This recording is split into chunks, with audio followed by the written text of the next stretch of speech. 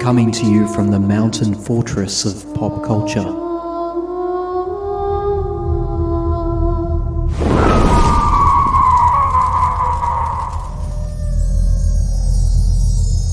You're listening to Time to Talk. I am the number one most impactful artist of our generation. I am Shakespeare in the flesh, Walt Disney. Well, in 1995, Dannii stripped for Playboy magazine, and it was a watershed moment. The old, ironically young, dark-haired Dannii was left behind, and we gratefully received the new version of Dannii. And it must be said, it took two rather large hands to receive this new, enhanced version of young Minogue. It really does seem like she was a different person before 1995, and she freely admits there was some surgical assistance in that. The more confident Dannii that we know and love today was born at this time, and in 1997, her music finally caught up to the new image. And it's interesting to note that after the dismal performance of album number 2, entitled Get Into You, Mushroom Records terminated Dannii's contract. And that, along with her divorce from Julian McMahon, left her wounded and financially wrecked. You have to admire Dannii during this period. The Girl album and the new hot look wasn't just artistic reinvention. This was a genuine matter of survival. Keaton, Josh, and Simon, g'day. Hello. Hello. Hello. Simon, I'm sorry to say that this is a mundane, monotonous little piece of work, isn't it? What? It is. It's a terrible album. I'm not glorifying that with a response. Well, this is going to be a very short podcast. I don't know if it's nostalgia, but I just really, really, really love it. And I think it was really kind of innovative for the time. We will. I know. I've seen the description that it was cutting edge and all of this sort of stuff. Bzz, don't think so. And I do have to ask you, Keaton, can you repeat your famous quote from the chat before this podcast? Oh, yes. So it seemed like there was a presumption that I probably was well-versed with Dannii's work, but I have never actually listened to any Dannii Minogue song. I couldn't name one if I tried. Shock. Simon, I know. You've got a potential convertee on the I know. line. I am What are you ready gonna to be do about it? converted. I'm so excited right now. Go on, Simon. Do your best. Pretend you're in the Church of Scientology and you've got your arm around him. He's in the mall. Yeah. And you've went up to him and you've gone, "Excuse me, sir, do you mind just sparing me 2 minutes of your time? It could change your life." Go on, take it away. I'd like to talk to you about Dannii Minogue. Yes. We all know I love Dannii, regardless of whether I have previously tried to rewrite history in the other podcasts about her. But You did get smashed about that, didn't you? yeah, apparently. But I know I love Dannii. I think she's great, and I think this album's really, really awesome. And as I say, was very kind of cutting edge and interesting for the time period, especially because obviously she was spending a lot of time in the UK, and it was very kind of UK dance music fueled and IB fueled, and yeah, she's always been quite a big dance artist over here. And Keaton, you also said before you popped onto this chat that if Dannii's work is anything like her sister's, then you're clearly going to be a fan. I can tell you her work is not like her sister's. Okay, then. I disagree with that, because I think that this album and Neon Nights were very similar to the Kylie albums that came out around the same time. But we'll get there. Okay. What, like Impossible Princess and things like that? Yeah. No. This actually came out before Impossible Princess. Only by about a month and a half. Mm-hmm. Impossible Princess was released in came out. 96. No, 97. No, yeah, you're right, actually. Yeah, I think it was 97. 97, yeah. So they were quite close I am right, to yeah. each other. I checked so I didn't get roasted in the comments again. So what are you trying to imply here? That Kylie copied Dannii? No, I think it's interesting because with this and Neon Nights, there's such a similarity between like the kind of vague sound, and I don't necessarily think that either of them copied the other one, but I think they just have a very similar taste in music, and quite often they listen to the same sorts of things, and Sure. I think they were probably just listening to a lot of the same sort of stuff. around those two albums. There's a desperation in this album for me, and people call it cutting edge. This is Dannii trying very hard to be cool, and it just comes across as monotonous. We're going to get into it. I promise you're going to have your right of reply. But good old Josh, you've got some background to the girl album, don't you? Yeah, so initially, back in '95, before she left, before her divorce from Julian and being dropped, she was working on an album. And those songs did eventually see the light of day in the 1995 Sessions compilation, which was released in 2009. One of the songs, which was Coconut, was taken over and remixed and put onto Girl. She was dropped then from Mushroom Records, who were her label in the UK as well, because MCA dropped her after the release of Get Into You as well. And she later signed with Eternal Records, who were part of Warner Brothers, and they looked at setting her career worldwide. All I Want to Do obviously came out and then was was a big success, particularly in the UK and Australia. In the UK, it's actually her highest selling single. However, the actual album didn't do very well. It actually charted lower than Get Into You. It only got to number 57.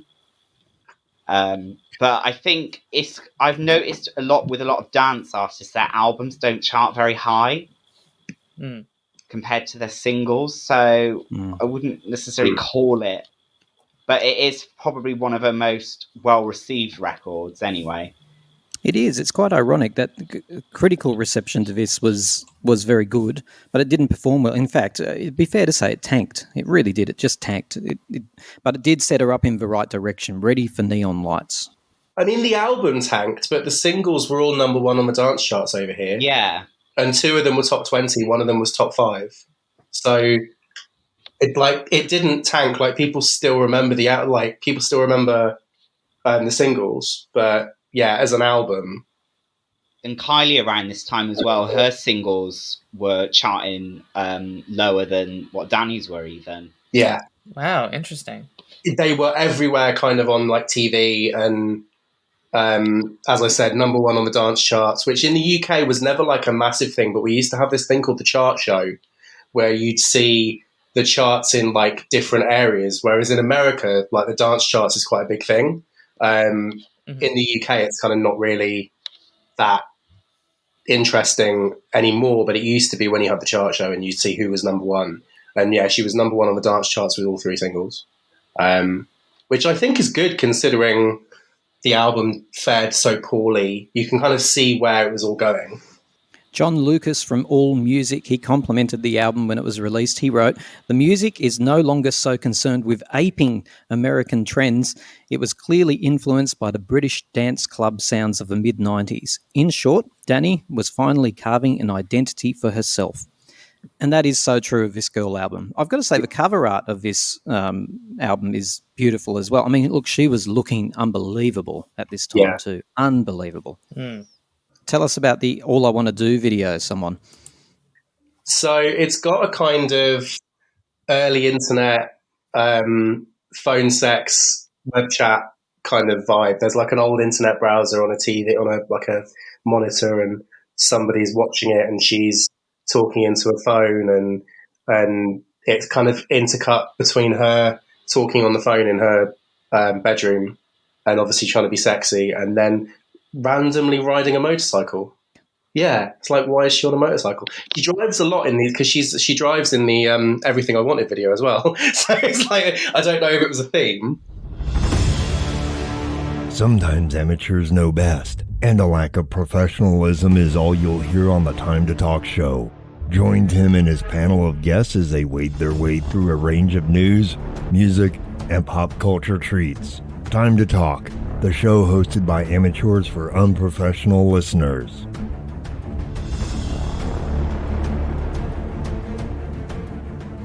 I'm going to check in with Keaton at this point. Keaton, so far, are you convinced to go and listen to this album or not sold yet?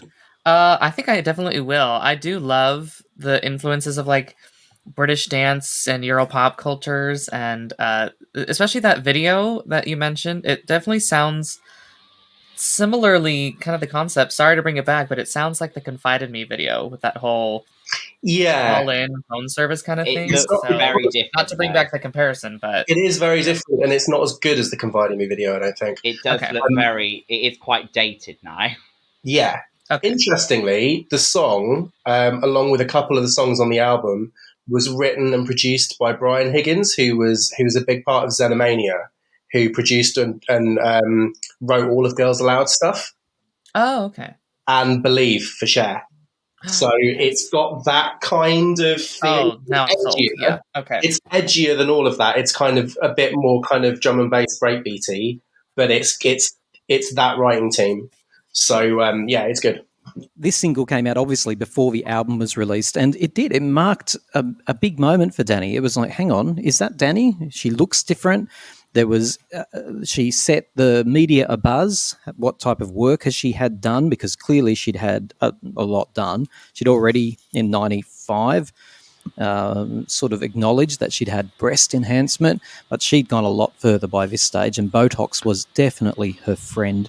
The sound of All I Want to Do, very mysterious, and I've got to say, she can sing this live. The question was asked, this is interesting. I wonder if she can actually sing it live or if they've done it all in the studio. I've watched Dannii sing this live many times. She can do it because it's not an easy song to sing. Mm. No, it's got a similar kind of higher register to Confide in Me, I suppose, in a way. Yeah. And yeah, but no, I mean, we've talked about this, but Danny's got a great voice. It's Amazing is the track that I'm thinking of. I mean, she really gets to prove her pipes. It's a bit theatrical, that song as well. What other tracks stand out for you guys off this album, besides Keaton, who's here to learn? I really like It's Amazing. So In Love With Yourself as well. I do like that one. That's very sort of almost sort of like Ibethan trance even, that song. I love that. It reminds me even, it's sort of the bridgeway sort of to Who Do You Love Now? Yeah. I love Am I Dreaming as well. That's got such a great atmosphere to it. Terrible track. Oh. Terrible. Oh, God. You guys will be able to point me in the right direction. There is a track on this album where she has the audacity. She's Dannii Minogue. She's not Michael Jackson or Janet Jackson or Madonna. She's got the audacity to create a track that's 11 and a half minutes long. Which one is that? Why? How dare she? That's just rude and egotistical. It's another Brian Higgins track as well. Absolutely appalling. And it doesn't go in different directions. It doesn't take you off, when it gets 3 minutes into a new space. It just keeps repeating the same mundane, boring old tripe for 11 and a half minutes. It's a club track. That's the entire point of it. I don't care. And it's right at the end of the album, so it kind of rounds the album out quite well, I think. And I've got to say that one of the worst tracks ever, Everybody Changes Underwater. Oh, that's one of my favourites. Oh, I actually hate that song. I love it. I tell you something, Simon, everybody in this particular studio should have been held underwater. This is a crime against music. Oh my goodness. It's so chill, and it's really kind of like Café Del Mar, and it's so kind of chill and like lush and produced really well, and the soundscape's really nice. I love it. I always thought it sounded like what I imagined it was like to be in a flotation tank. She loved water. Dannii has always loved water. Like, she absolutely adores it, and it comes through in her video clips, in her work, in her lyrics. So that's the one thing I'll say about this. It's an acknowledgement that Dannii loves water. So if there's anything good about it, there it is. Josh, this track, because I mean it has to be talked about because it's quite outrageously bad.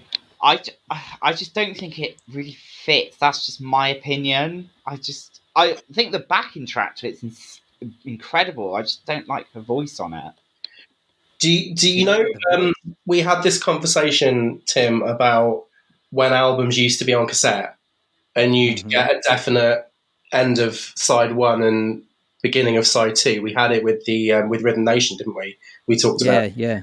I had this on cassette, and Everybody Changes Underwater was the last track on the first side, and it really felt like it fitted at that point in the album, especially if you only listen to the first half, which when you've got it on cassette, sometimes you would.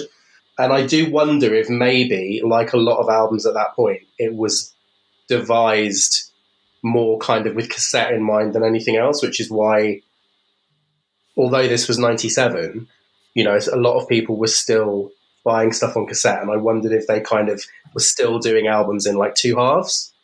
I'm pretty convinced, and I gotta say, I think I'm on Simon's side for this Underwater song. I definitely love songs that are very chill, sounds like very atmospheric. I love music like that, so I'm convinced to listen to any and all tracks. So, Disremembrance is a brilliant song. That Brilliant. again, her vocals on that are incredible as well. Yeah, it's a beautiful song, actually. Yeah. I do prefer the Trouser Enthusiasts mix of it though over the original. I have to go and listen to that. I don't think It I've heard is. it. I think it's actually even better than the regular album version. Yeah, no, it's great. All the remixes are great, I think, actually, of this album. There's like the version that came out in 2009 or 2007 that was the double CD. Yeah. Has some really, really incredible remixes on it. There's one track that none of you have spoken about yet. Coconut. It was the hidden track, but I had it on cassette, so the cassette didn't have a hidden track on it. So I only heard it about 5 years ago. I can only say this. Dannii really cannot afford to be hiding tracks. It's hard enough getting people to listen to the ones she promotes. Well, you got it as a single in Australia, didn't you? Apparently, yeah. Look, I absolutely love Coconut. It's in a lot of my playlists. There's so many mixes. Dannii does this throughout her career. There are so many. You never know if people are listening or referring to the same song. I didn't realize that Coconut was actually first released in the 70s, I think, by Harry Nilsson, apparently. If you listen to his track, it's the cover. Very basic and wonderful. It's a great track. But yeah, I do love what Dannii and her crew did to this. It peaked at number 62 on the ARIA singles chart. I think it sounds a little bit like it should have been on Light Years. It's got that kind of loungy vibe. Josh, can I tell you something? Yeah. Did you know that the coconut is actually not a nut? I have heard that. It's the cocoa fruit of the cocoa tree. Yeah. Fascinating. And actually, you know what? I'm going to torment you all just for a moment. Just have a listen to this for a bit of education.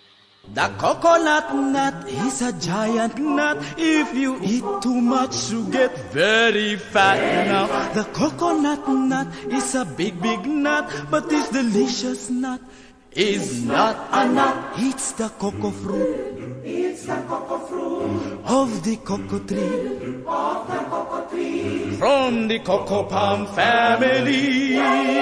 Let's round this off. Is this as good as Neon Lights there, Josh? I think it's better, actually. And Neon Nights, for me, is my third favourite of hers. I think Club Disco even comes above Neon Nights, just for me personally. But Girl, I just love... It's very sort of... I love the British sort of club sound anyway, and I do think she nailed it with this. And Simon, there was 2 versions of this album, weren't there? Well, there was the version that came out in 97, and then there was the version that came out in 2007. Oh, which okay. was the CD version. Which, were they the ones with very slightly similar covers? I thought they came closer together than that. Oh, I wasn't aware of this. You're giving me new information. I could be wrong. There? No, I think there was only one version in 97. Okay. And then there was a re-released version for the anniversary that had like all the remixes and Coconut and stuff on it. Yeah, it could just be nostalgic, but I think it's the edgiest thing she'd done. Even edgier than Neon Nights, which was really popular, but yeah, not quite as... there's some really interesting sounds on this album, and I love Brian Higgins. So the fact that he's only involved on 4 tracks, but the fact that he's involved at all is definitely something that would still pique my interest now. But yeah, I think it's fantastic. No doubt about it. This is edgier than Neon Lights. Neon Lights was slick and professional. It was, this was the groundwork for Neon Lights. All right, Keaton, I'm going to give you the final word. You're going to go and listen to this by the sounds of it. Oh, yeah. I'm about to go get my first shot of the COVID vaccine. Yay! And I'm definitely going to try to listen to it on the drive there. So Woohoo! And it's only coincidence that you're getting a vaccination after listening to this podcast, right?